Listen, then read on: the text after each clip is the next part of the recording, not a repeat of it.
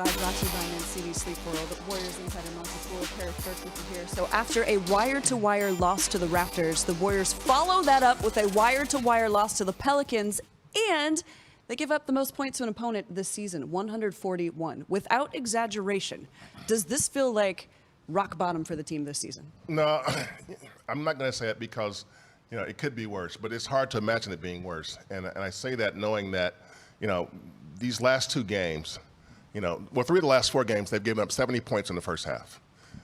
The first 35 games, am I right? 34 games, that hadn't happened. Mathing. Yeah. That had not happened. So this was supposed to be a time to get well. And the way they started the homestand was by back-to-back losses by double digits. Mm-hmm. And the way they finished the homestand was by back-to-back losses, double digits. They had lost only 1 game by double digits all season before that. Okay. This is rock bottom, I don't know, but it's pretty close. Well, they had that heartbreaking loss to Denver as well. So 2-5 on this homestand. We're trying to find the words. The team's trying to find the words. Let's see if Steph Curry has the words. Do we have Steph? Kerr mentioned a little while ago that he feels the team's kind of lost its confidence, and you can see it, you can feel it. Do you sense the same thing, that there's just something that the confidence isn't there, the belief sometimes is a little wavering right now? You can describe it however you want. We just not playing great basketball, not giving ourselves any chance to, be competitive those last 2 games.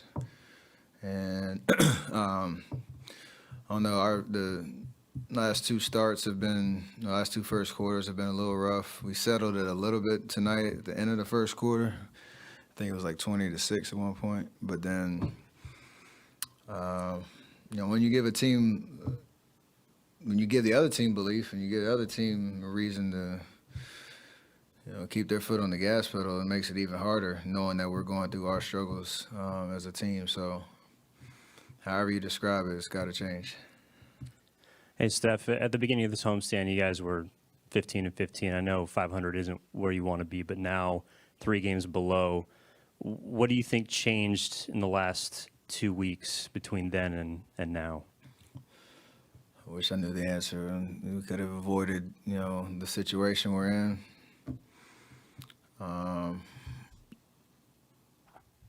Obviously our defense has not been great, giving up way too many points, and like I said, especially first quarters,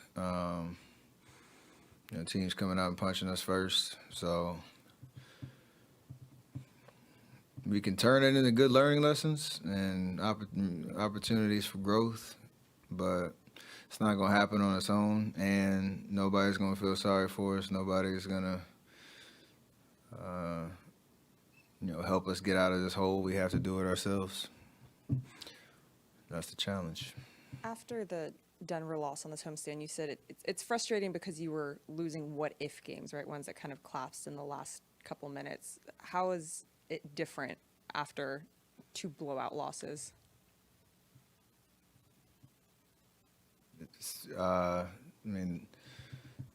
Same feeling, because Denver game played it well enough to win. He didn't, and then these last 2, you just get embarrassed. And I think you get to a point where you're trying to explain it away, trying to figure out what can change, specifically that can help us. And that's, the conversations that are happening in between games and film sessions in the locker room. But it's headed the opposite way, and I don't know what to say about it, just because we're not used to this kind of vibe around our team. So we have to acknowledge it, not let go of the rope, as they say, when it comes to our belief that we can just win the next game. But it all sucks. Kerr was saying how quiet it is on the court without Draymond and Chris, and you have a pretty quiet game, but moving forward until they come back, have you thought about any changes, since a lot of the younger guys look to you to close the game and just what you're doing? I mean, I talk. It's a different voice, obviously. What Draymond does defensively as the anchor, because not only his IQ, his just defensive presence overall, but he's usually the one that's behind the court and able to bark out commands. And he prides himself on that. CP the same in the sense of just what he sees on the floor.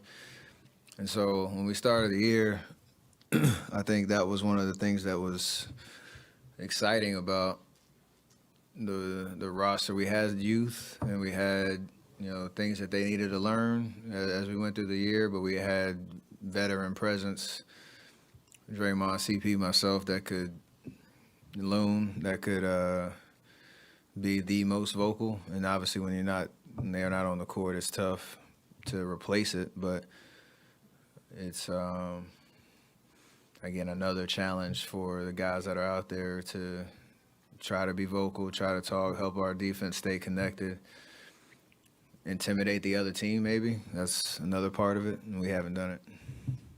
You're not the general manager, and a lot of things are just going on that you can handle, but do you almost feel like that trade deadline coming up, you've got a certain amount of time to show management to keep things together, or they might have to make some major decisions? We have a standard that's pretty evident that if things stay the same, that's a definition of insanity, right? Keep doing the same thing, expecting a different result. So as players and what we can do, we have to control our effort, our focus, competitiveness, control the things that we can on the court. Like every NBA season, every organization, that stuff works itself out, and you can't allow yourself to get distracted by that, because whether you're at the top of the standings or at the bottom, there's always rumors swirling, there's always conversations, and it's just a part of the business. And until anything happens, you can't get caught up in it, because it rob you of your opportunity to play good basketball. And that's kind of where we're at. Steph, after a tough homestand, can it be galvanizing to go on a road trip and kind of get a breath of fresh air and regroup, and then before your next homestand here? It has to be. It has to be. This is the second straight game that you guys were booed here. How does that make you feel when you hear that?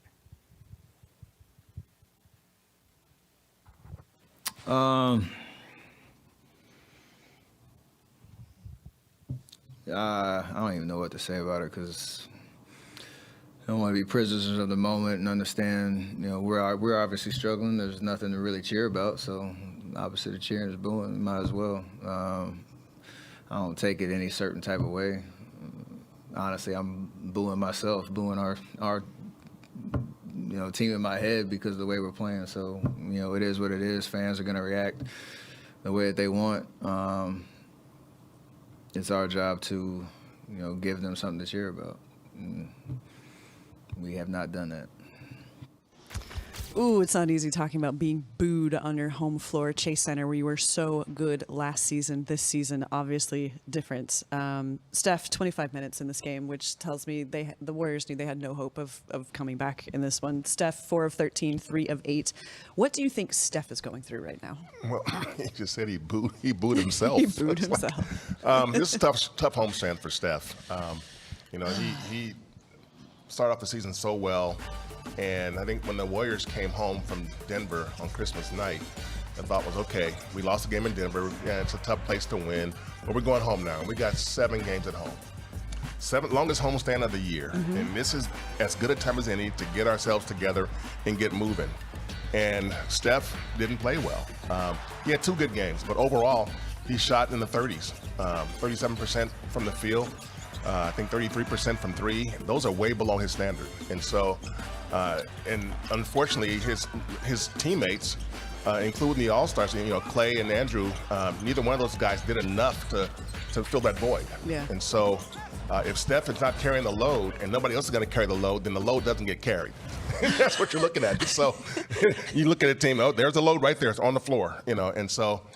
Steph has got to be thinking, though, when you heard him say, that definition of insanity, to me, that's like saying we can't keep doing this. And so we have now 29 days, I think, till a trade deadline.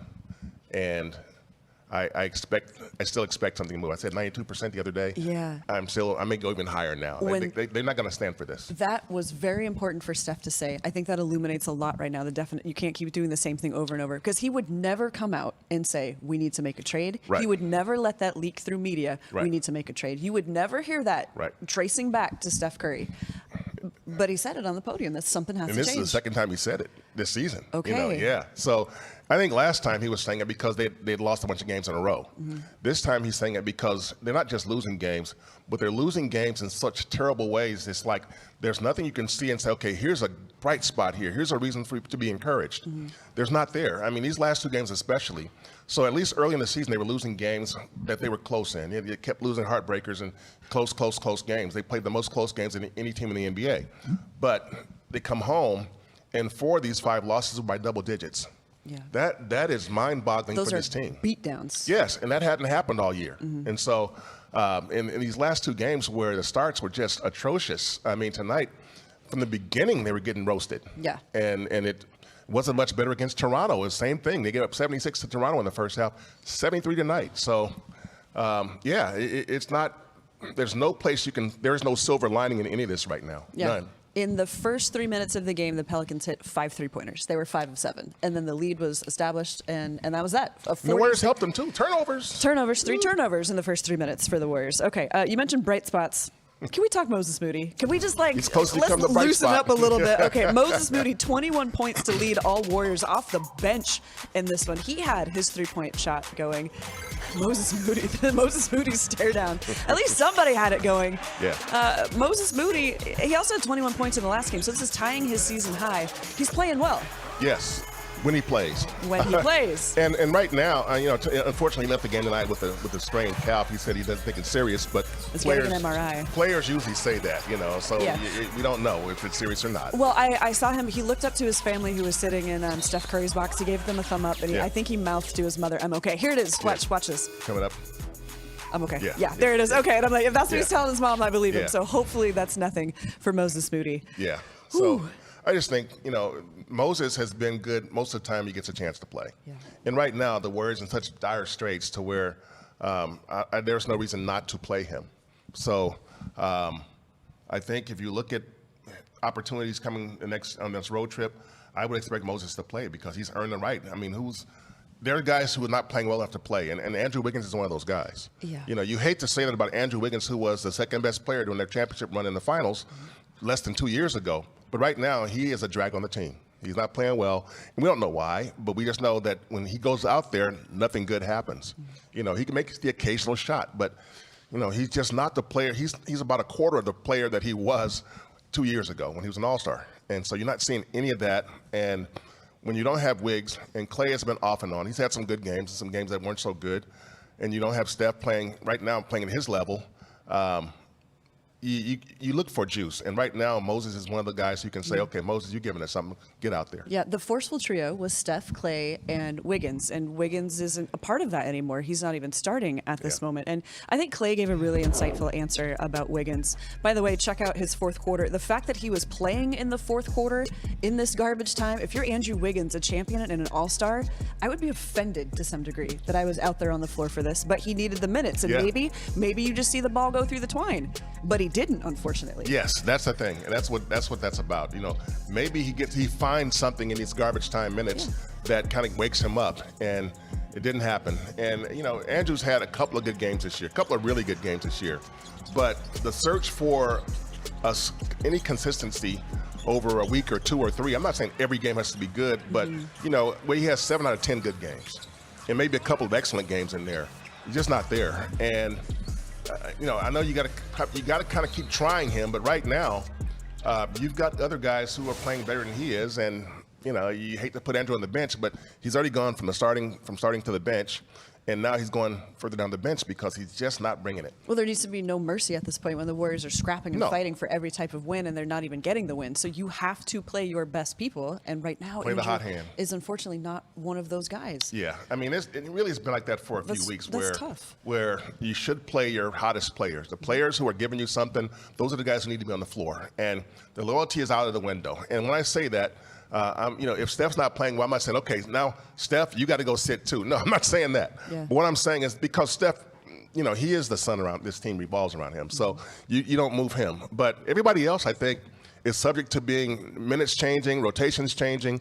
Give them until they give you something. Yeah. Give me a reason to play me. And there aren't enough guys who are consistently giving them a reason to play him. Trace Jackson-Davis, for a rookie, a big man, is doing a pretty good job. Yeah. Tonight, he got punished in the third quarter trying to guard Jonas Valanciunas.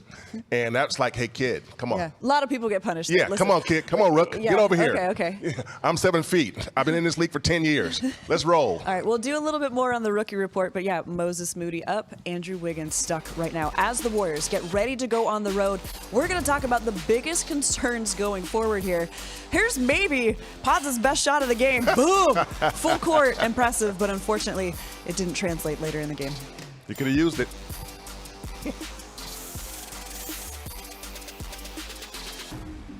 Dubs Talk Live is presented by Mancini Sleep World. Visit Mancini Sleep World. We'll pay the sales tax on select mattresses. Or visit sleepworld.com.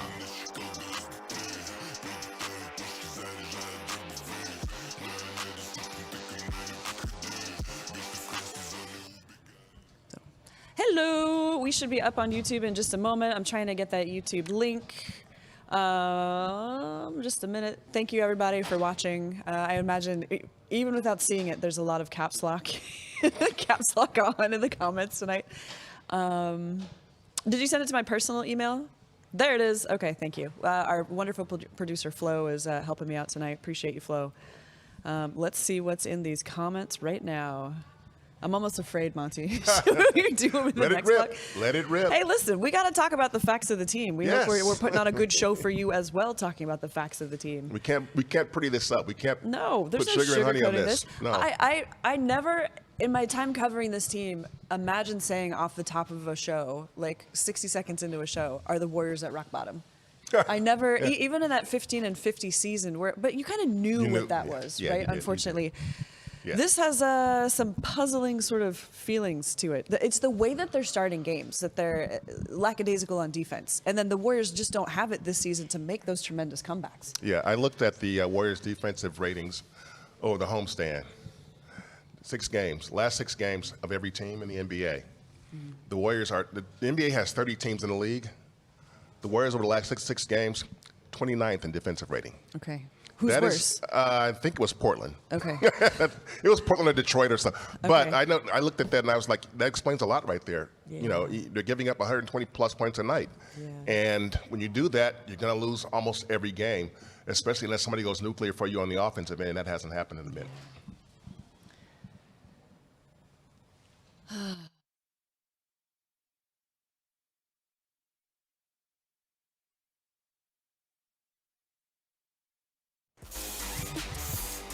Welcome back to Dubstock Live, brought to you by Mancini's Sleep World. All right, the rookie report tonight, Brandon Pajemski in the starting lineup. They needed his ball handling. Without Chris Paul, they have to figure out who's going to help Steph be off the ball. It didn't go well for the rookie. No. What kind of spot was he in tonight? Yeah, I mean, it's tough because, Chris Paul's been starting a lot of games lately. And, Chris has been doing this since 1909. So he's been around for a long time. And, you get BP out there who's been pretty good all year, actually. But tonight, he had a rough start early on. Everybody had a rough start early. And just there's a turnover there, and that was one of the things that you don't want to see it from a rookie like that. It's like, come in, you got to start. The thing you want to take care of the ball. That's the first priority for a rookie like this. Yeah. When you come in as a point guard, take care of the basketball. And Steve was expressing confidence that he could do that. And there's been many times this season when he has done that. Tonight was not one of those times. Yeah, I think he finished with 2 turnovers, but 2 turnovers, 2 assists. One of 6 shooting. He didn't give you a whole lot. Usually, he gives you something to like, And tonight, he had the 9 rebounds. That's all you had. I would say, but he led the team in rebounds. I mean, Yes. just a rookie point guard. He finds something. Yeah, Gives in you that something. situation, that is a lot of pressure. The other rookie, Chase Jackson Davis, steps in 9 of 11. This is the lob threat the Warriors were missing. Yes. Stepped in the third quarter, had 2 dunks right away. Maybe a glimmer of hope for the team that they could spark some things. But just TJD was the spark himself. Unfortunately, it wasn't the team's night. But I like his knack around the rim. He's a confident guy. Yeah, Trace is going to be. I think Trace could There be it a is. little more aggressive, and I think that's going to come in time. When we talked to him the other day, we were talking about sometimes he can be a little more. He can add a little more to his motor, Okay. and his coaches have talked about that. But he is a very, very skilled player. He can block shots at the rim. He can catch lobs. He has a little turnaround jump shot, and he's a really good passer. You don't see it often, but he's a really good passer. So I think in the case of Trace, every minute he plays is valuable because he's getting better at the NBA level. And every lesson he learns, whether it's Jonas Valanciunas tonight or whether it's Nikola Jokic in Denver, I mean, playing these guys, Sure. you're going to get your butt roasted. It's a tough lesson. Yeah, it is, but yeah. you need that. Yeah. You need that. And right now, he is their best defense at the rim. It's not going to be Dario. I'm going to say without GP2, I mean, maybe JK, I was like, is he the only defense at the rim? I would give Consistently. JK some credit. Yeah, there. I mean, Trace is really good at, coming from the weak side, but when you look at what this team has in terms of big men, and I'm talking about Loon, Dario, and Trace, which one of these 3 guys can give you some rim protection? Trace. Yeah. Which one of these guys can catch lobs? Trace. And so that's why he's become so valuable and will be valuable for the rest of the season, because that's a part of the game that opponents were attacking, and they're attacking it less so now. Tonight they got killed by early threes, and the Pelicans shot 47% from 3. When you give up that kind of percentage, you're probably going to lose. And so, but Trace, I thought he played well offensively and defensively. He was pretty good up in the third quarter when he got abused a little bit, because again, that's something you learn. He's playing a 7-foot guy who's been in the league for a long time, and they know all the tricks. Yeah. All right, let's talk about the concerns going forward, because the Warriors hit the road 3 games under 500. We'll say all season, the schedule never gets easier. Look at this. You got a back-to-back. The second game is against Milwaukee in Milwaukee. Then you've got Memphis on MLK. You wrap it up in Utah. What do you think about this road trip with this big back-to-back coming up? Well, I mean, Chicago is not very good, but the Warriors are not very good either. So this is a game that you would think they have to win. This is a back-to-back. Milwaukee's not playing at their level. They're not. Milwaukee should be better than they are. They haven't been. New coach, maybe that's part of the issue. I mean, they're mixing in Dame Lillard along with Giannis. So when you have Antetokounmpo and Lillard and Middleton, Brook Lopez is still there. You've got talent there, but it hasn't come together yet.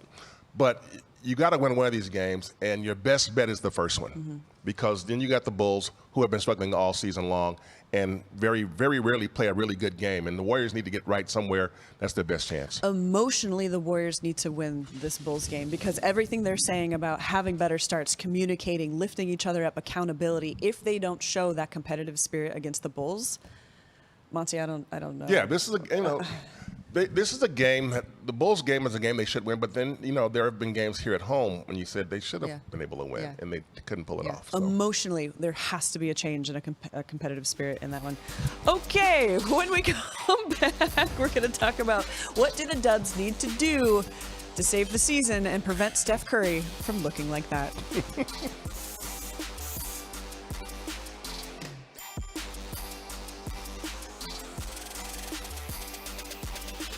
Ooh. There's a touch of despair there.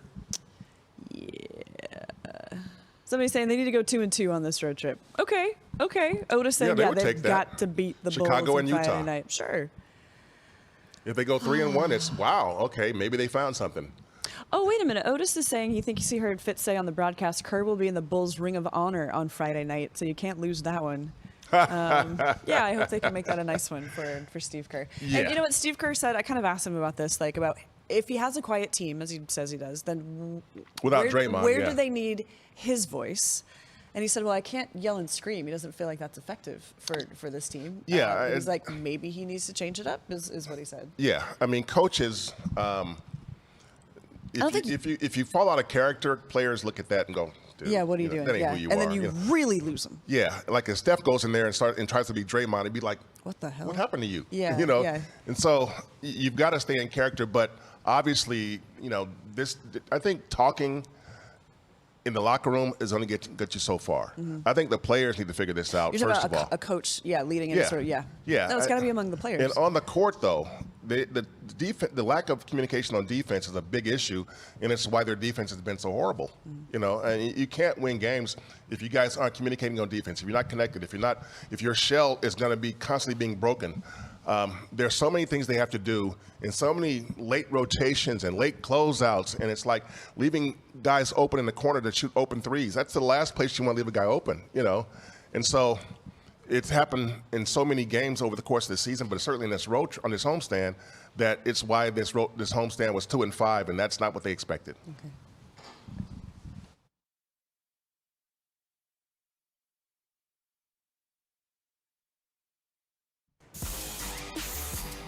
Welcome back. The Warriors 17-20, about to hit the road for a 4-game roadie.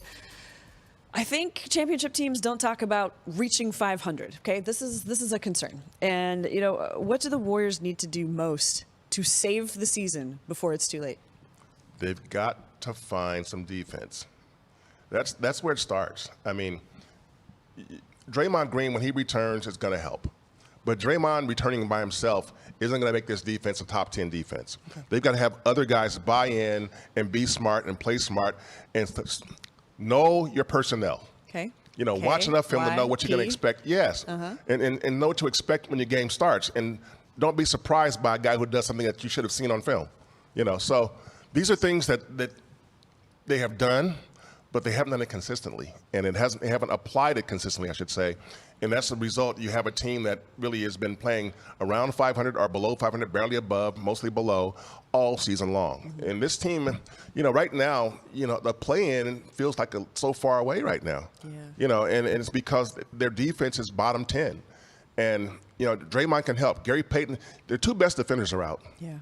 I get that. Yeah, this makes sense. Yeah. Unfortunately. But they got to be better before those guys get back. Okay. And that's where they are right now. And they got to be better against every single team, and they got to be better early. They're not, like Steve was saying after the game, he said, we're not hitting bodies on box outs. You know, we're playing soft, and Loon said the same thing. We got soft on defense early on, and that's how they got so many points. So you got to figure this out. I mean, it ain't rocket science, rather. Defense is about effort and knowledge. Yeah. And if you put forth effort and you know what you're doing out there because you've studied, you have a pretty good chance to play good defense. Can a trade save the season? Depends. It can't be a little trade. Okay. It has to be a big trade. You have to bring a star in here. Are we ready for something seismic? I think you're going to get something that really is big. Okay, trade deadline February 8th. Maybe we'll see something before then. We are on Trade Watch officially. All right, guys, thank you for watching Dubs Talk Live, brought to you by Mancini Sleepwear. We're going to continue the conversation on YouTube and later tomorrow on the podcast.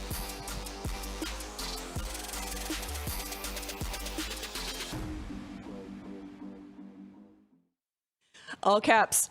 Not sure who the defensive coach is, but we might need to look at a new one. Well, Can we trade for Mike Brown? Oh, LOL. well. Yep. You know, that's been Now, whispered for a couple of years now. Listen, there's a lot of talk right now. There are some people who are very upset at Steve Kerr. We've got another person saying, last time I checked, the coach don't shoot. That's from Foul Sharpton.